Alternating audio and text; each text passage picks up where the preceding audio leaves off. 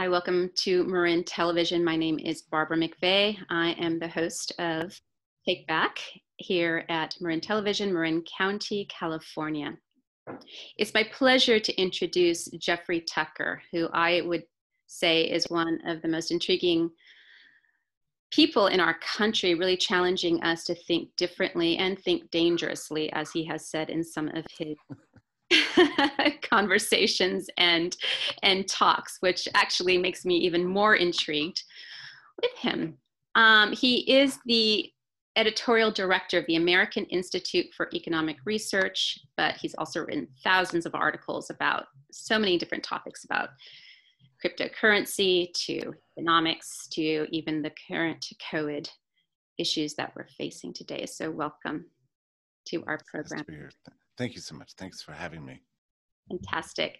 Can you tell me, there are two main topics I want to have a discussion with you, and this is a conversation, one to really share different ideas and maybe challenge each other too, because I know you have some pretty bold, courageous things to say, especially right now concerning COVID, and maybe we start with that one. As we've all been in lockdown modes across the world, this fear of this death that seems to be hovering over all of us, at least that's how it feels. You're coming out to say that, well, maybe that's not the case. And you're aligning your ideas with the Barringer Declaration, which we know is a very bold statement by thousands of doctors today to say that there may be a different way than this fear-laden approach that we've all taken. Could you describe your thoughts about that? You know, what's interesting, the more I think about it, the more I think that it's called the Great Barrington Declaration. The Great Barrington Declaration is actually quite a moderate statement in favor of the functioning of society in the event of a new virus, a new event of a pandemic. No matter how bad or not serious a new virus is, you can't disable the normal functioning of society and expect to mitigate disease. It's like, this is what doctors have always said. The great epidemiologist Donald Henderson in 2006 he's eradicated smallpox. And he said this, he said, like, quarantine, they hurt the poor, they hurt the working class, forced business closures and school closures, travel restrictions, all these things just damage business and impoverish lives. They don't actually do anything to address what should actually fundamentally be a medical problem. And in the event of a new virus, you need calm, you need rationality, and you need science to work and medical doctors to work with patients, and you need things to function. And this idea of spreading fear and panic throughout society, which is all anybody's really done since, I would say, late February, it's really been a catastrophe with more than 100,000 businesses shutting. I mean, I live in the Northeast, and I don't know what California's like, but every town you go into around here is enormously depressing. Like, half the businesses are shut down.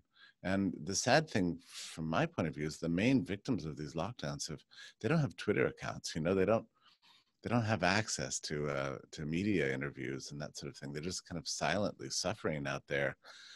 Millions upon millions of people, not just in this country, but just really all over the world. And it's not improving the spread of the virus. It's not changing it. You know, the virus is going to do what a virus does. One of the things that the Great Barrington Declaration does is it draws attention to the way that humans have evolved to deal with new pathogens, which is through immunity. The safest, most effective way to acquire immunity, which is to say, make the virus not so much of a threat, but rather incorporated into our lives, is by getting it and getting over it. You know, especially for the non-vulnerable populations. We know who that population is. We've known since February what that population is. It's healthy people, basically, of any age group. The people who are in danger from SARS-CoV-2 are mostly the elderly with comorbidities. So even at the age of 80, you know, if you're fully healthy, you have like a 94% chance of surviving this. This for people under 60 who are healthy, it's almost not even, well, it would be more precise. For under 30, for healthy people, it's not even a disease at all. Even if you get the virus, it's going to be asymptomatic. Under 60, it's a very minor threat if you're healthy. And I say that out of some degree of self-interest myself. Of course. But anyway, the problem is that we wildly exaggerated this whole thing. And once we started doing that, it's been very difficult for people to look at the facts and consider a serious medical opinion, and for the news media to change its narrative. It's been a special problem that, this has been the most politicized disease in history. It's like Yes. we took a medical problem and embedded it into the strange political struggle that we're a part of now. And it's even gotten absurd to the point that if you wear a mask, you're a Democrat. If you don't wear a mask, you're a Republican. It's like, what about science? What about being serious? What about being smart? It's like all this has gone away. And I feel like I've been doing nothing since January but making these, what I consider, very plain points, that a virus should be handled as a medical problem, not a political one. And it's so strange to feel outnumbered when you just feel like you're just saying normal things, every day. So I wrote a whole book called Liberty or Lockdown. And every single day I wake up and I struggle more with this and try to get the word out and try to find new ways of saying the same old thing. I don't know. I feel like I'm fighting a losing battle because we live in strange times where the whole world is just irrationally panicked, in my view. I agree. And do you wonder, and I've wondered this as I've seen the statistics and see how the vulnerable people, the people with major preconditions, the elderly, and of course, as a kind person, you want to say, okay, let's help you and protect you.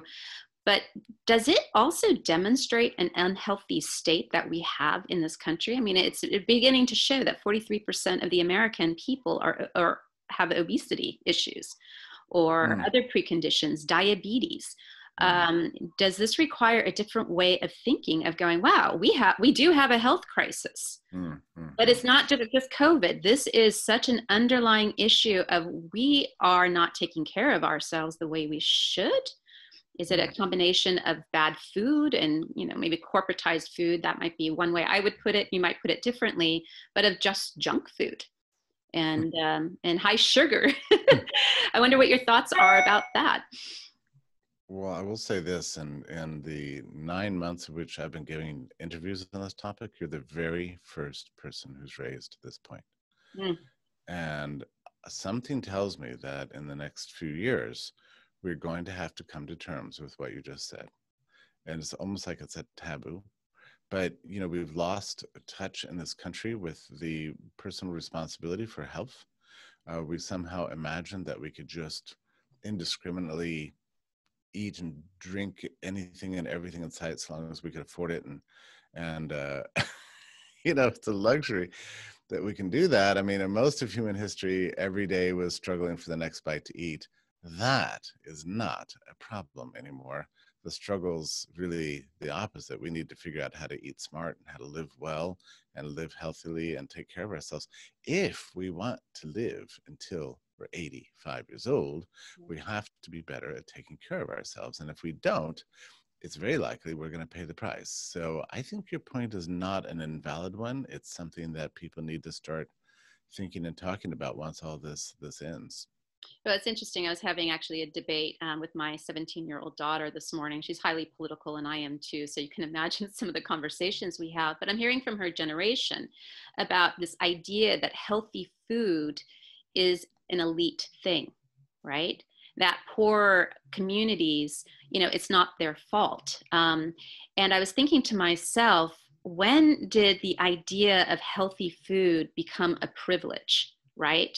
Because food, gardening or growing your own food, one could be construed today as one of the fiercest forms of activism, right? Of really taking back your own power. I mean, anybody can grow healthy food. So is healthy food a privileged elite thing, or have we completely misconstrued that? Well, I think maybe it is like in a cultural sense, but it doesn't need to be. Once you figure out that the right place to go in the grocery store is around the far aisles, through the produce section, through the meat, the fish section, around on the other side of the dairy, and so on, and just keep that wide circle in the grocery store, and that makes that your primary place. You not only save money, but you live much more healthy. And there's other ways to go about this. Partially, I think this is a huge failure of a public health authority in this country. You know, it's like something went off the rails, and you go back in history, for 100 years, we've had quite a priority on the idea of bringing science and scientific concerns to the health of the population, you know, and we've had public health authority in this country making recommendations about diet and exercise and what to do in the event of a pandemic and so on. And for the most part of the 20th century, it was good, responsible, good advice, you know. It seemed like things started going wrong in the 1970s. And I remember this when suddenly it became a kind of a national political priority to grow as much grain as possible, for example. You know, it's like you can't have enough mountains of corn, you know, this sort of thing. And so we began to these big subsidies for large scale agricultural industrial production of just food, whether it's good food or bad food, or whether we really wanted to consume it or not. It was being made and made and made, you know, with this combination of big ag and big government working together to create this gigantic mountains of everything. And then they started distorting the science, you know. Oh, you need to eat more bread, you need to eat more corn, you know, and so on. And so the dietary recommendations all throughout the 1970s and even throughout the 80s were catastrophic, you know, and they haven't really improved. So we've got the problem that public health authority has not given good guidance on how to live well and how to live a healthy life. And that's something, it's really tragic, but people have to figure this out on their own. You know, you just can't live off the drive-through window and eat on the run in your car. I mean, the most popular American food is any food that allows you to keep your one hand on the steering wheel and the other hand on the burger. You know, that's the most Exactly, yeah. important thing Right. that Americans look for in their food is can I hold it without getting too many sticky things on my fingers? You know. So, Well, it sounds so sick, but there's actually a lot of truth to that, isn't yeah, there? I mean, yeah, we've yeah. really kind of we're moving so fast that we're not able to enjoy, you know, maybe one could say like the more European way of eating, where you go Yeah. into Spain or Europe late at night and people are around tables, they're talking, they're conversing, they're speaking about political things, but they're also really cherishing their food, their cultural Oh, food. And maybe sure. that's the missing link that we have. Something went really wrong in American culture. And actually, you know, like there's been no good to the lockdowns at all, and I wouldn't suggest otherwise. But one thing that's been interesting, I have a lot of friends of mine who, you know, have spent many months, you know, locked down here and there, and they've rediscovered cooking at home, and also found that it's a lot cheaper. You know, you live better, things taste better, you save a lot of money. So in a funny way, I think these lockdowns might, in a sense, change the way we think about food and health and that sort of thing, and probably in positive ways. A lot of people just had learned to eat fast food in restaurants their whole lives. That's all they do, and then they couldn't do that, and yeah, they've rediscovered the home cooked meals, you know, which is kind of fascinating. That's amazing. I began to question the food issue right after the lockdown. I'm a single mom, and I actually live on the Mm. poverty line, if you can believe that, as a school teacher and as an artist. And a lot of this I do just because I'm curious about people, and I'm also a writer. But one of the things I discovered was during the food bank runs in the very early beginning through our schools is they were dishing out Fruit Loops, Cocoa Puffs, Pop Tarts.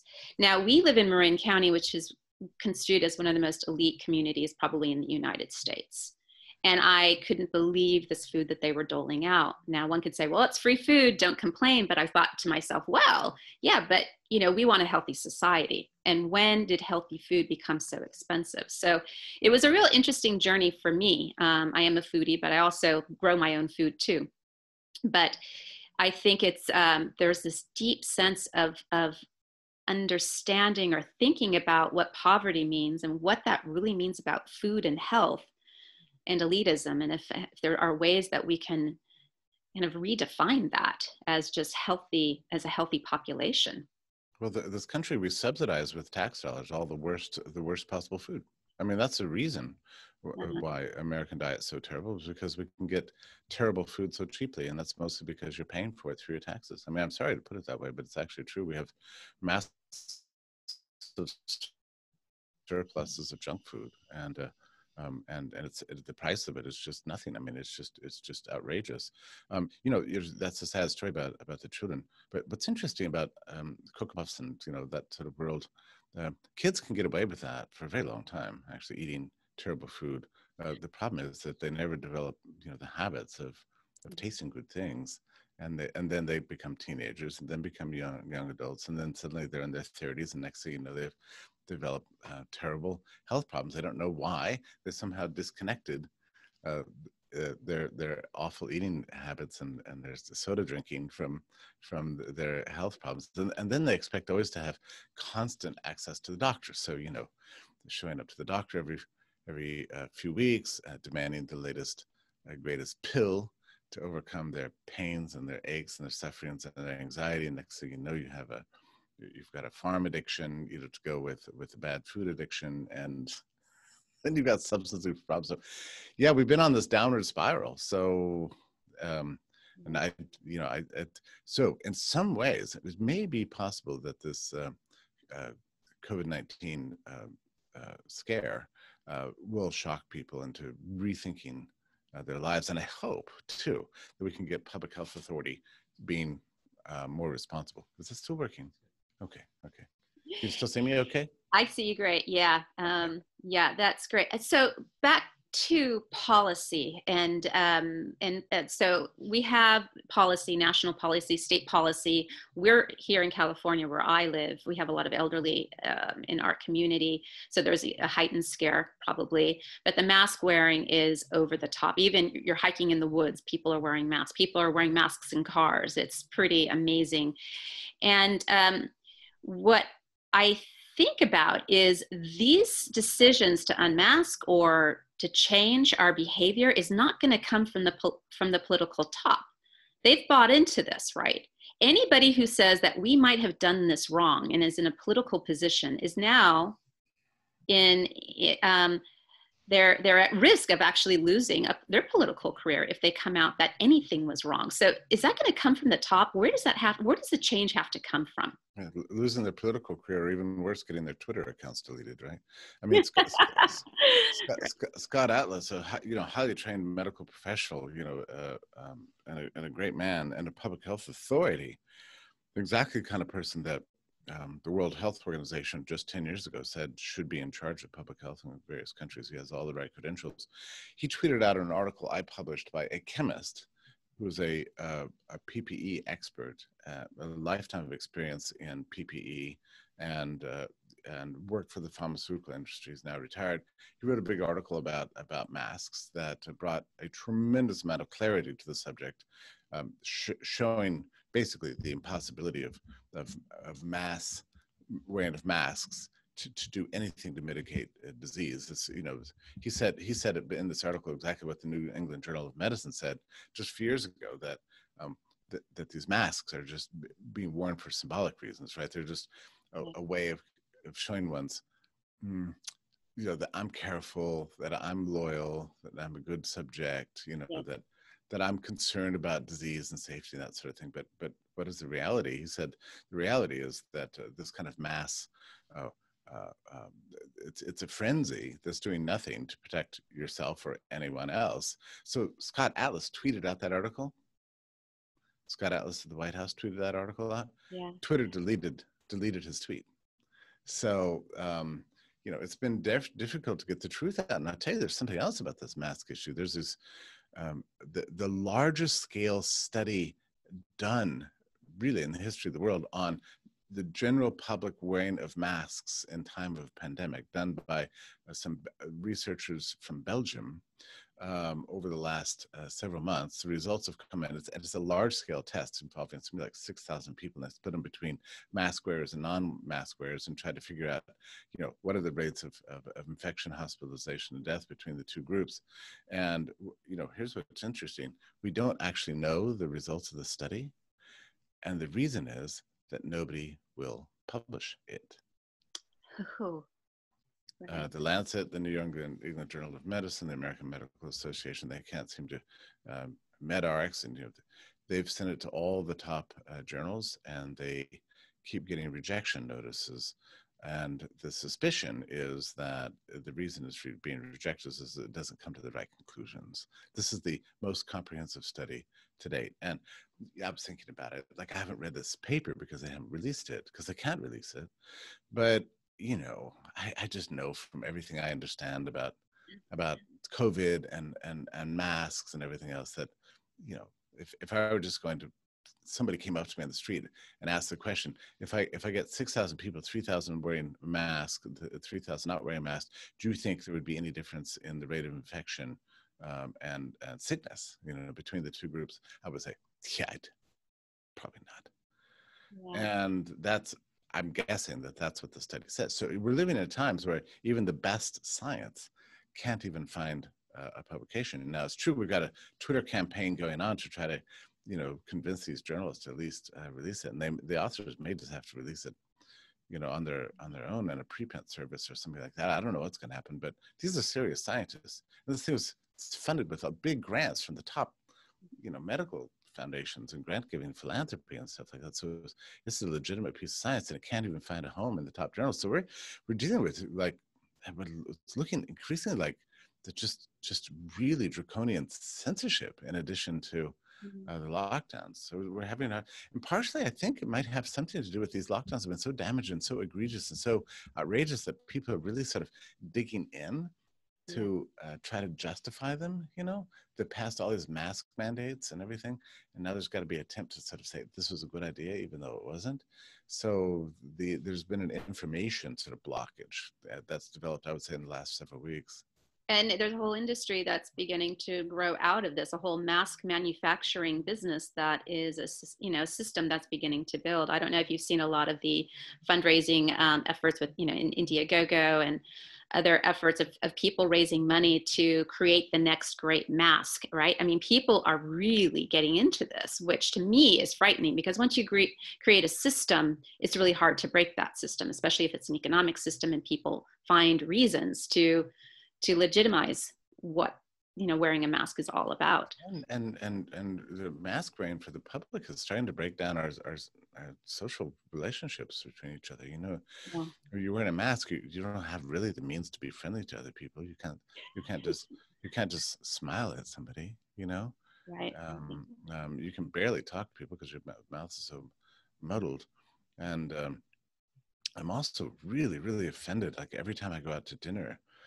You know, I guess in this country and really all over the world, we have these ridiculous protocols where you wear a mask, you know, going into the place, but once you sit down, you take it off.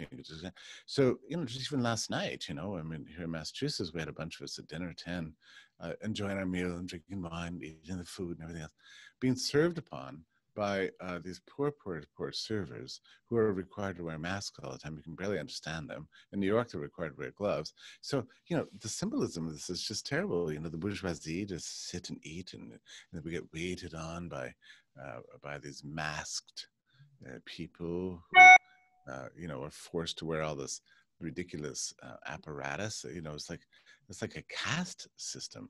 You know, it's not just that we have adopted medieval methods for dealing with a disease. We're actually bringing back feudalism between the served and the servers, you know, between the overlords and the oppressed proletariat. I mean, it's a disgusting kind of symbolization, as a symbol in a society that prides itself on its belief in equality and democracy and opportunity for all. We've actually, the mask mandates have created a huge class, even caste sort of divisions, and it's actually sickening to look at. I agree. Yeah, well, thank you for sharing that. On that note, I think it would be a good time to switch topics and talk about cryptocurrency. Now, you're talking to a skeptic. Okay. Though I will say fairly that I have listened to some of your talks, and you've convinced me a little bit more, because I'm understanding your argument about what it is and what and your journey through it as well. I guess from that one email you got from China back in 2010 from somebody who had students who were exchanging, there was another way that you described it, but you know, it's kind of new to me. I don't know much about it. I do get very suspicious and very skeptical when anybody says it's the new gold, you know, buy into it, especially when it's with technology, because I'm also a very strong skeptic of technology. I'm seeing too much power by too few people. And to me, that spells trouble. I'm coming So around to your view on that. I'm coming around to your view on that. I mean, it's, the top dogs, how much money did they make out of this deal these last several months? Yeah. The amount of, the technocrats, let's see, they've got the power of our information, the Twitter accounts, our schools with all the Google accounts now, Google School, I think it's called. I mean, everything they have, where you probably even the Zoom conversation is being recorded by Zoom. I don't know, but you start to ask the question, is cryptocurrency putting us into a state of more, slavery into a tech world, or is it freeing us, or maybe a little bit of both? I don't know. Yeah, I think the right answer might be a little bit of both. I mean, I initially looked at cryptocurrencies as the great emancipator. Bitcoin, which also goes by the symbol BTC, which is sort of dominates like 97, 98% of the market, didn't turn out to be what it was supposed to be, for the variety of reasons that you just explained. I mean, it's the developer community within Bitcoin became very consolidated, and the miners, the people that are processing transactions, are making more money from this than they ever should, Right. because they've throttled the ability of the system to scale up. That's just like, it broke my heart when I saw it happening. On the other hand, it is a decentralized network, so there's thousands of cryptocurrencies and crypto assets out there, and I do think eventually over time the market will shake itself out. I hope. And in any case, one thing that's good about cryptocurrency in general is that it's not nothing's owned by a private company, right? So for the most part, actually that's too broad a statement. For the most part, these are decentralized systems, and with protocols that are, jointly held by everybody. So there's not for the most part, it's not a proprietary product. There are private blockchains and that sort of thing, but the ones that are most successful are not. They're generally available to everyone, which is to say they don't have, in the industry they call it, they don't have a central point of failure. And that's good because it prevents them from being taken down. It also prevents, one powerful interest, from controlling it, at least completely. Like, one of the things I find fascinating about this, during these lockdown times, ever since, March or something like that, there's never been any outage or breakdown in cryptocurrency. Like, the markets have continued operating very, very well. And that's true, we haven't had a financial crisis either, so you could say the same thing about the banks and the money and that sort of thing, but still, it's not possible for governments to take down cryptocurrency in the same way that they've taken down the schools or Broadway or baseball or bars, So that's a good thing about them. And I do think it's interesting that this week, Bitcoin's market capitalization has really broken out of a 3-year pattern and seems to be once again on the march upwards, partially because it's being adopted by more and more payment systems, but also because I think there's growing confidence that this thing is able to withstand an assault by governments and regulators, and it's done pretty well. Right. Okay. Well, here in California, we've had a lot of power outages and fires and other catastrophes. And I live actually quite close to just the northern fires, and have been impacted as well. And, just even the power outage, you start to realize how dependent we are on a system. And how would you respond to that? I mean, when you start to rely so much, whether it's a power system, energy system, whatever it might be, and then you're adding, other needs to that system.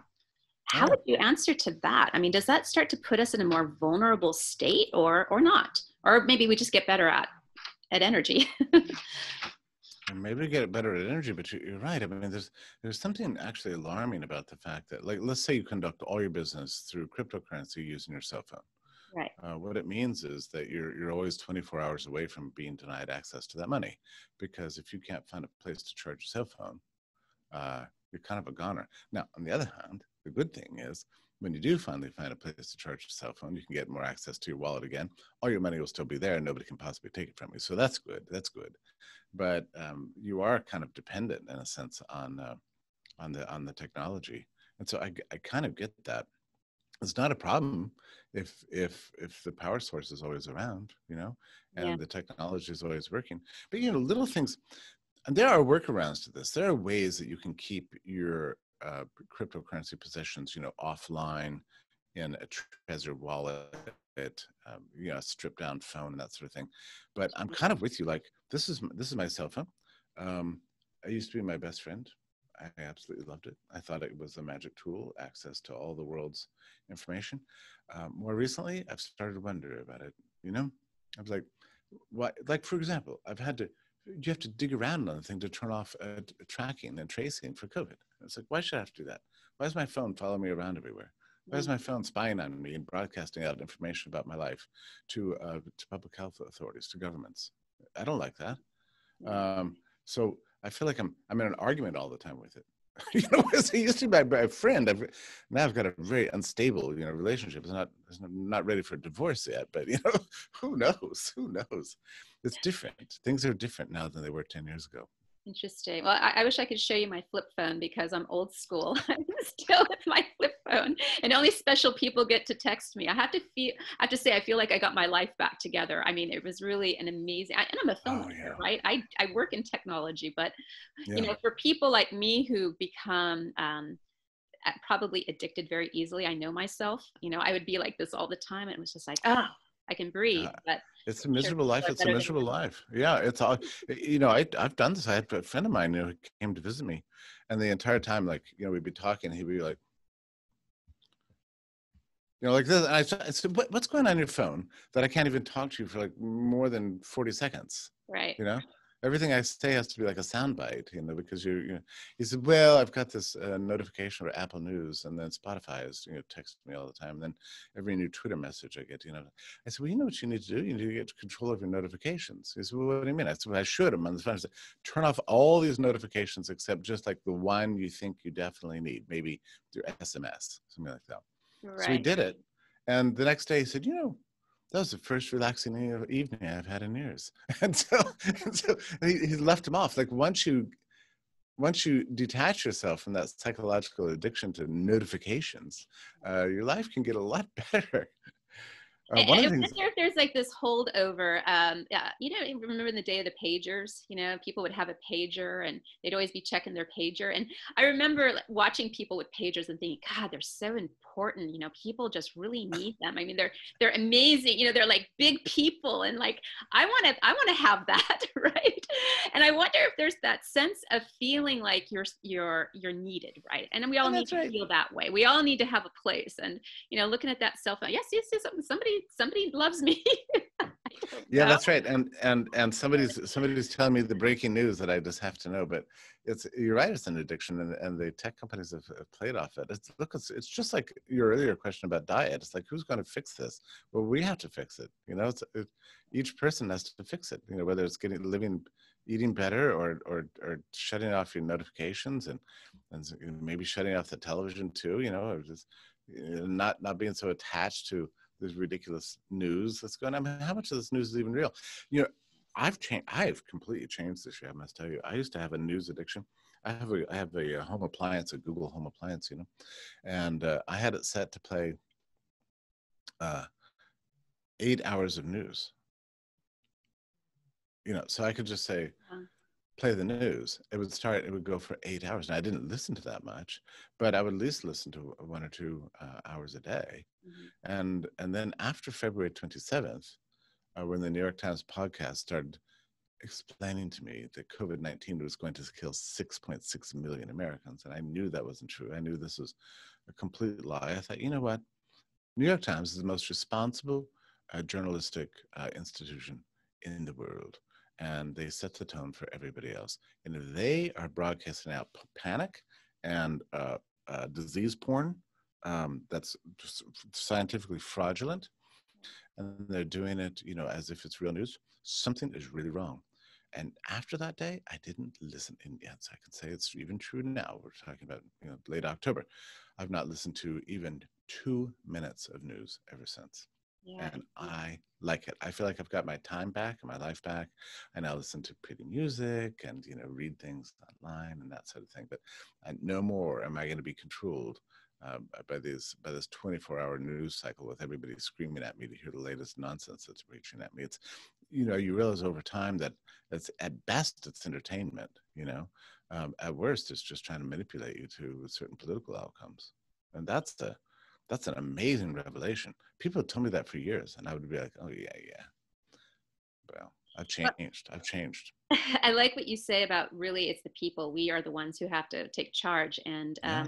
I'm reminded of, I'm not sure which interview you did this in, or where you shared this story, but it was about one of your first jobs at Macy's. And I remember Macy's. I actually have a story about Macy's too, but you talked about somebody was returning an item that clearly looked like it had been used for months. All right. And here's this guy returning this, piece of clothing that he's probably worn. He's saying, I need to return it to you and I want my money back. And you were appalled by that. I think most people would be. And you talked to your boss, and your boss said, we are slaves to the consumer. And I heard you kind of taking a stand for the business, which in that case, I probably would too. So I agree with you on that. But I wonder if there's like a deeper morality in this about just the American culture. Yeah. I can't believe you remember that story. I have no idea where I told that story, but I remember to this day exactly what it was. It was a kind of a velour running suit that was frayed around the edges. And I remember standing there, one of my first jobs, looking at this guy trying to return this thing. It was clear that he had been wearing it for months. I was just shocked. But one of the funny things about people in retail is that it's both good and bad, but encountering customers for this first time turns you into a real cynic. Like, what the hell is wrong with people? These people are disgusting. So there's that, but it also, everybody who works in retail has to learn to be patient, which is a virtue. So it's kind of a good thing. But yeah, but clearly, 20% of the customers are basically jerks. It does alter your sense of the structure of the social order for sure. But I do like free enterprise for the fact that it does put the customer in charge. I mean, that's saying something. I think to have a system that's why I think markets are tend to be generally democratic and promote equality because the consumers do kind of determine for the most part what business does, and that's a good check on business. I must say, it hasn't worked in the tech industry recently, has it? Right, where the customers have been kind of slaves to these companies because we don't understand the terms of use, we don't read them, and even if we disagree with them, where are our options? So they've kind of got us by the throat, which is a problem. That's something that has to be addressed soon. I think if the tech world's going to grow up, it's got to become much more like a normalized democratic marketplace, like a farmer's market or a thrift store. So, a small business. It's just better. The centralization, I don't think, has been good for anybody. Well, and certainly there's a group of people, Tristan Harris is one, here in Silicon Valley and other places, their film, A Social Dilemma, which has been released. I don't know if you've seen it or not, but it's the inside kind of next generation looking around and going, boy, this is really an evil system that we've created. And they're coming out and really trying to create some sort of kind of grassroots morality around technology, recognizing that these tech companies have really exploited the people. I mean, we are the product for many of these companies, right? It's our data, it's our habits. They're watching us, they're monitors. I mean, the film Social Dilemma, I encourage you to watch if you haven't seen it yet. But I'd like to see it. It's on Netflix, and it made me go, I'm so happy I have my flip phone. I'm going to stick with it, although I've gotten a recent notice because of 5G apparently won't be supporting my flip phone much longer. So, I don't want this fancy device. I just want to be able to talk to people. And it seems like that's not something that's very popular anymore. Was it 20 years ago that Facebook became available to people? I think it might have been something like that. Maybe 18 years ago, something like that. And so this one company, gives this, well, why don't you put your picture up here? And then you can post things about yourself, and then other people can read them, and then add more private information, and turn on geographic tracking, and then everyone will know where you are all the time. And then you take a bunch of pictures with your friends and post those also, and they can also see who your friends are, and your friends can see who your friends are, and do this every day, and it will create a complete timeline of your life that's available for everybody in the world to see. And for some reason, we said, "Oh, okay, I'll do that." Yeah. What the hell were we thinking? I I don't mean, it's know. unbelievable. We thought people were honest. I think I remember having this conversation with a friend. I thought, oh, well, people aren't going to exploit you. They're nice people. And that's the problem. It's like the nice people don't think other people can be so exploitative, right? That's my disclaimer anyway. But yeah, I think this is the time to really step it up as the people. And that's how I see you. I see you as really being a person who's saying, people, we have to be the ones to do this. We can't, rely on all these other agencies to be that for us. And I don't know any other solution. Agree within that way. What kind of advice would you give to people? I mean, they may not agree with all the things that you talk about, but just in terms of a philosophy of life and responsibility, would you have any sort of wise words? Well, I just rally around the term independence, right? I mean, I think that more than anything else, it's like, and there's many aspects to this. One is be independent in your politics. Don't get trapped in a political tribe. That's an illusion. It's a very dangerous sort of thing.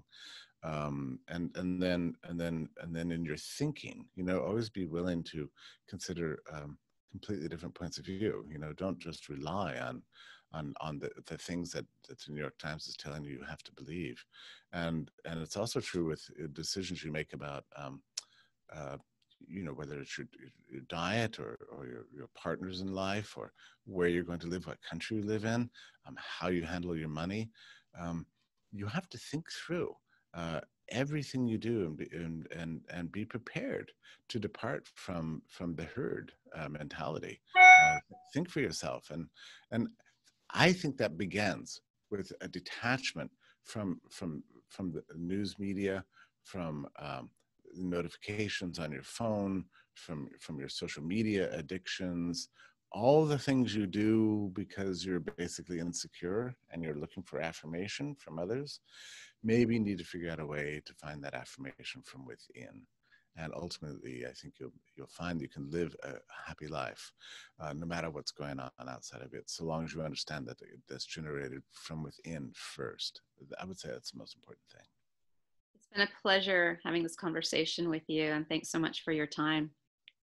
Thank you. And to get more information about your stand on different issues, where could people find more information? Well, I'm the proprietor of a website called AIER.org. It's American Institute for Economic Research, and I'm posting there all the time. And it's nice because it's a venue that we actually do control. So we try to maintain independent mind. So you'll find everything you need to know about me there. Thank you. Fantastic. Well, thank you so much. Okay.